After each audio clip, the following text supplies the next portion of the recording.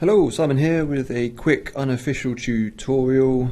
This is something that came about whilst reading a topic on the forum called the visual effects behind the Avengers. This is quite an old topic and people have been posting in various videos showing cool behind the scenes stuff that ILM have been putting up on how they did the amazing visual effects in the Avengers.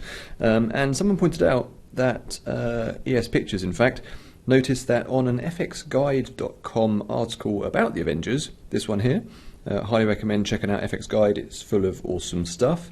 But halfway through this article, nestled within it, is a link to one of ILM's big panoramic images, which they used to create the digital New York in the end sequence.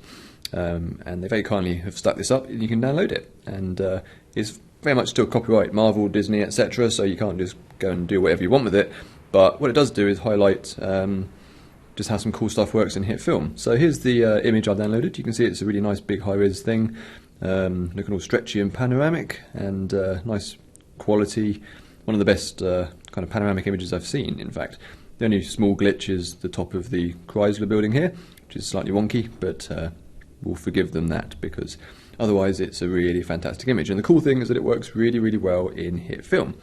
So I've imported it here. I'll just create a quick 1080p composite shot. There's the image. You can see that although the comp's 1080p, the image is much bigger. It's kind of a 4K image or thereabouts. I'll just shrink it down so it fits a bit more neatly in the frame. And what we can do with this is throw on an environment map viewer effect. At first it doesn't look great, but what we're going to do is go into the settings and change the scale ratio to 2, which unsqueezes it, as you can see. Now, what we can do with this now is add in a 3D camera. And this is where things get kind of interesting. So we've got our 3D camera, and we can now move around inside this panoramic view and get quite a convincing sense of it being a 3D space. You can see down here the building at the bottom down below there.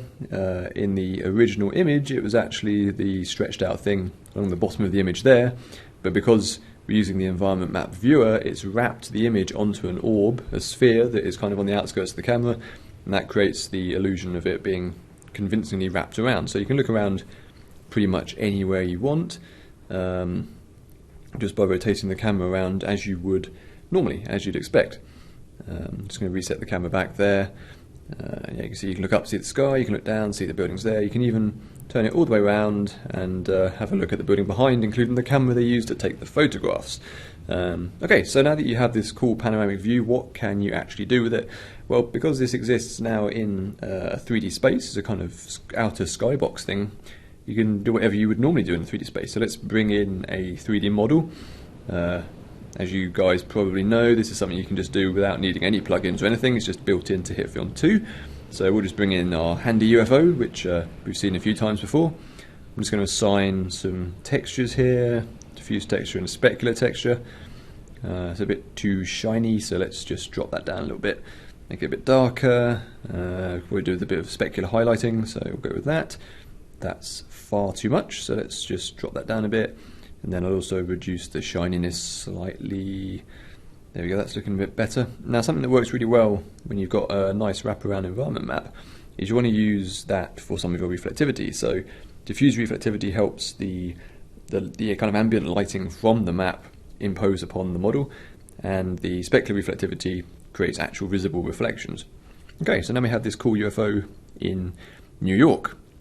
Of course, it's not lit or set up correctly yet, so it doesn't look particularly wonderful. But what I'm going to do is set up an environment map. I'm going to bring in a smaller version of the panoramic photo. Just drop that on there. There it is. And we can turn it off, but it's still there on our timeline. And that lets us go into here, select your layer for environment map, and select that small image. You can see that as we rotate around now, we now have a nice reflecty buildings going on the UFO. I think that reflection is actually a little too sharp, if anything.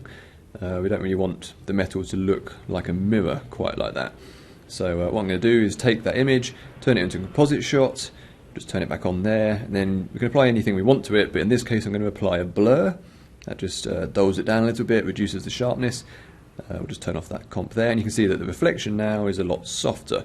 You still get the sense of it reflecting things, but you don't get the sharp edges. You can't sort of see exactly what it is. So yeah, from this point you can now do whatever you want with it. So we'll add a light that kind of mimics the position of the sun in the New York photo. That looks a bit better already. Yeah, we can have some shadows. Shadows help to make things look a little nicer. Yeah, there we go, some shadowing.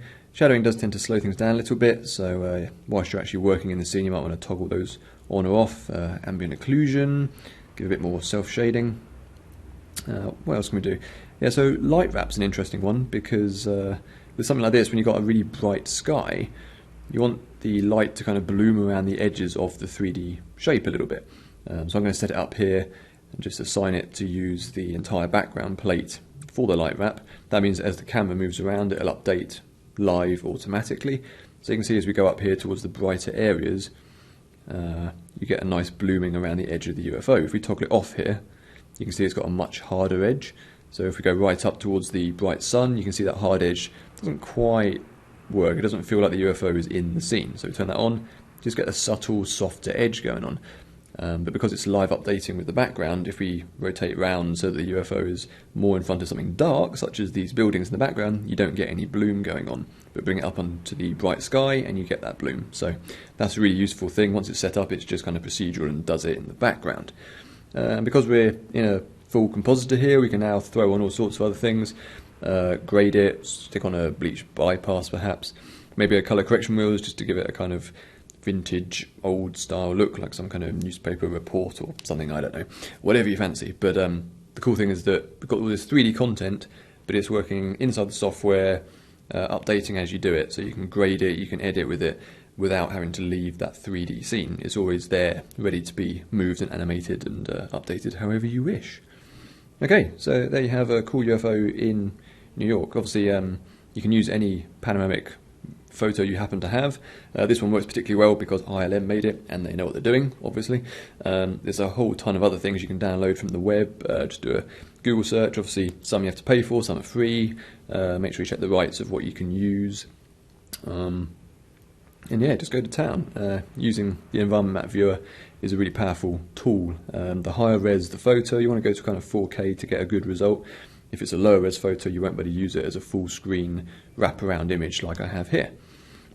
Yeah, and then go and create your UFO attack or any other 3D models and see what you can come up with. Obviously, you could use this technique for the view out of a window on your set, something like that. That would work really well as well. But yeah, give it a go and show us what you come up with. Okay. Later in the week, we'll have an official tutorial coming up from Axel, taking a look at making some cool 3D planets. All right, see you later.